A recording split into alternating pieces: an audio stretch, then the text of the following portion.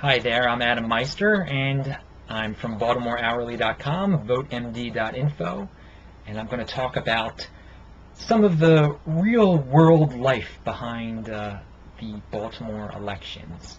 I ran for City Council back in 2007 in the 11th District in Reservoir Hill, so I came in 5th out of 9 people, and I was a young idealist back then. A lot of my opinions have changed since then. I was naive.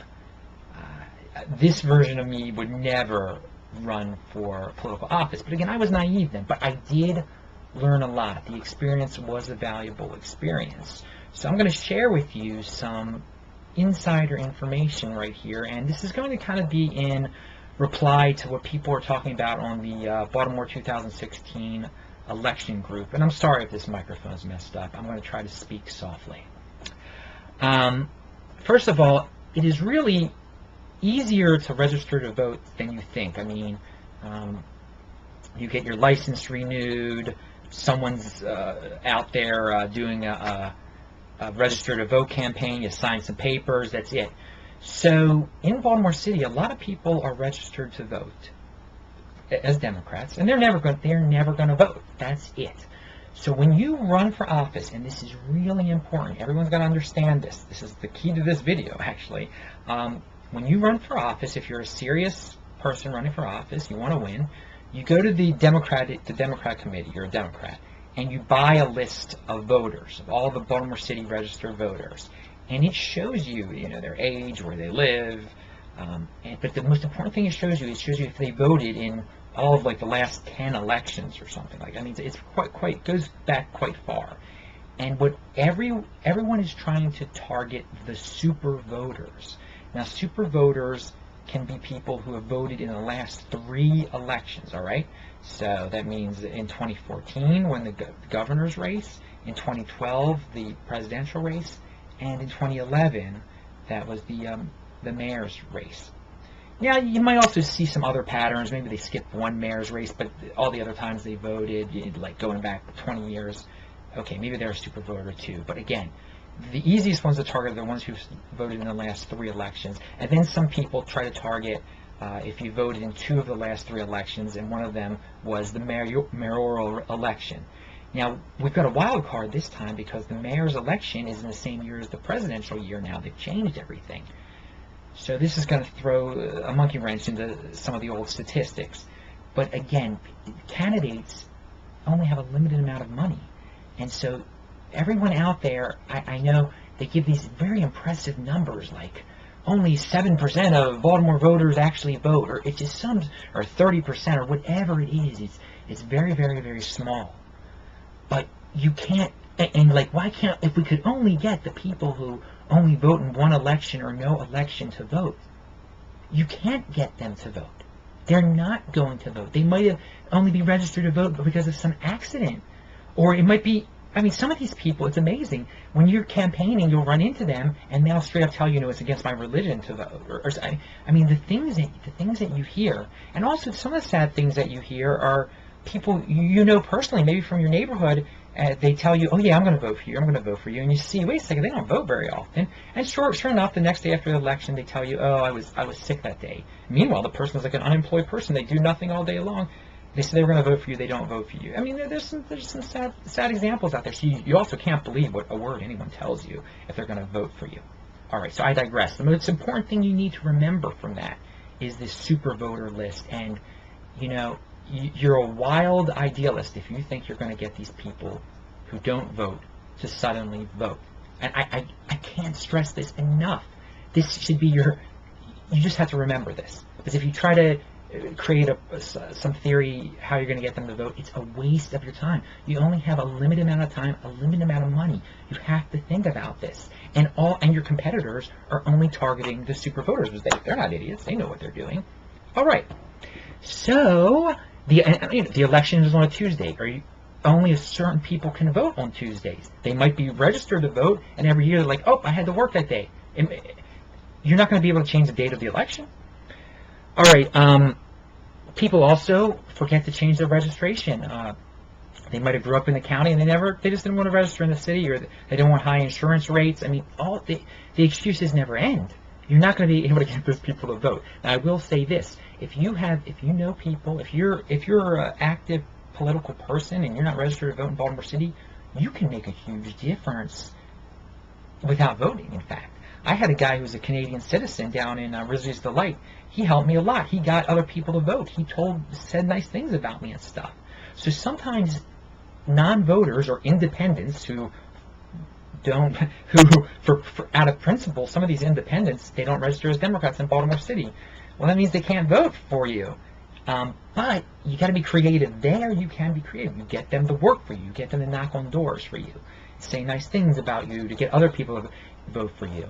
Because every vote counts out there, as I've said. I mean, only like 30% of the voters. I mean, whatever it is, it's insane how few people vote. So every vote does count.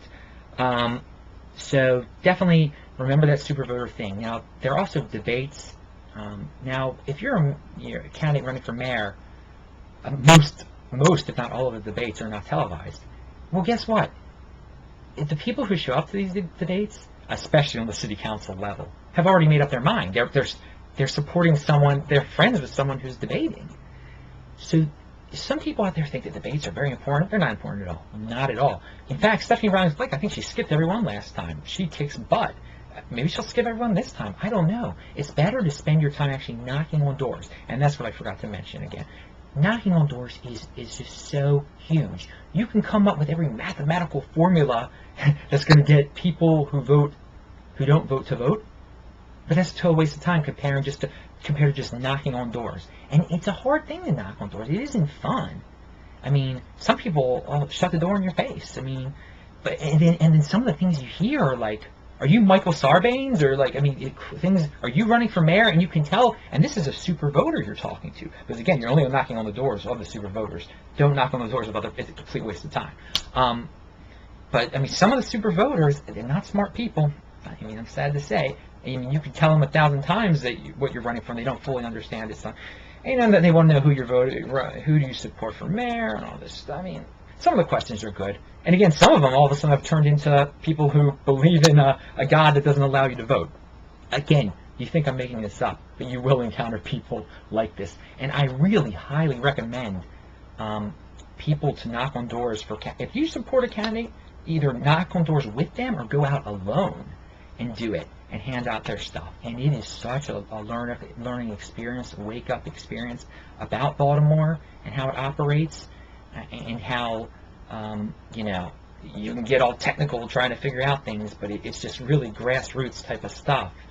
And some of it's scary. I knock on doors in Poppleton by myself, in Sandtown by myself.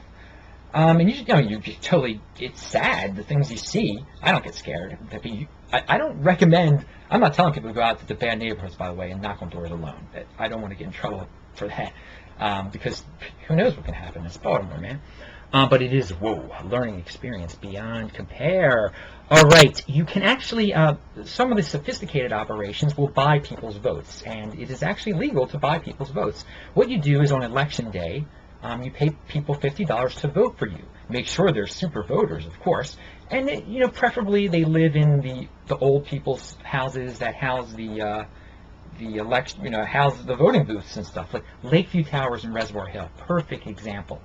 It's a living hell in that place. Horrible place. People are stuffed in there. They're drug dealers with the old people. Who they own the old people. Sometimes it's scary what goes on in there. But everybody votes in there, but they have nothing better to do all day. So a lot of those people also need $50. So you pay them $50. You give them a T-shirt, and then they're yours. I didn't do that. I would never do something like that. But that's what winners do. I'm not a winner. I came in 5th out of 9. I mean, don't do what I did. Trust me. I'm telling you what not to do here. Because when you have a failed business, sometimes you learn more from a failed business than a successful business. You know all the mistakes, and trust me, I definitely know all the mistakes if you want to win. Now, if you want to be some ideological superstar or something like that, and feel like awesome about yourself at the end of the day, well, then you probably shouldn't have run. I probably shouldn't have run. I feel great about what I stood for, but I didn't win, and it doesn't. I mean, in the end of the day, now I'm on YouTube telling 2 people how the Baltimore system works. Anyway, fundraising is huge. Sadly, if you get a professional fundraiser who takes like 30% of your money, that fundraiser will straight up admit to you that you're buying influence, and that's all it is. That people are buying their influence from you. It's pitiful. It's sad. But that's what these fundraisers are all about. And there are political candidates who actually, admit that, hey, you give them some money. They don't directly say it on camera or anything, but I've heard things, and that you will get their, they'll do something. I mean, some people are like, Adam, you're saying that person donated $100 and then they got a $100,000 contract with the city? Of course, these people, they're cheap to buy. They're cheap to buy because, to win a city council race, what do you need? You only need $80,000. If somebody gives you like $400, that's pretty damn good, or $100, whatever, it's good. You buy influence real easily. It's sad. All right, so that is all for today. Let me just make sure I didn't forget anything. I had some other ideas written down. Yeah, Democratic primary, that's what counts. General election does not count. Independents, if you really want to make a voting difference, then you probably should register as a Democrat in Baltimore City. And don't tell if you're an independent, don't say you're going to vote for your friend who's running as a Democrat, because they will find out that you're registered as an independent and that you can't vote for them. And then if you say you did vote for them, they'll know that you're like a complete liar. All right, BaltimoreHourly.com, VoteMD.info.